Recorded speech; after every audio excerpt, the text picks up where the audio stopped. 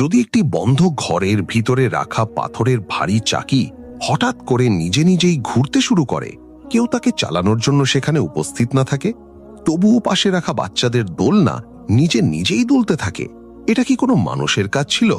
কখনোই না। এটা তো ছিল আল্লাহর কুদরতের এক মহান মুজিজা। বিশ্বাস করুন, ইসলামের ইতিহাসের এই মুজিজাটি শুনলে আপনার চোখে অশ্রু চলে আসবে এবং আপনার হৃদয় থেকে নিজে নিজেই সুবহানাল্লাহ বেরিয়ে পড়বে। একবারের ঘটনা, রমজান শরীফের মাস ছিল, দুপুরের সময়, আর প্রচণ্ড গরম যেন আগুন ঝরাচ্ছিল। এমন সময় এক নেককার মহিলা হযরত ফাতিমা জাহরা রাদিয়াল্লাহু আনহার বাড়িতে উপস্থিত হলেন। দরজা বন্ধ ছিল, কিন্তু ঘরের ভিতর থেকে আটা পেশার শব্দ আসছিল। মহিলাটি অবাক হয়ে গেলেন। তিনি একটি ছোট রোশনদান দিয়ে ভিতরে তাকালেন, আর যে দৃশ্য তিনি দেখলেন তা ছিল অত্যন্ত আশ্চর্যজনক।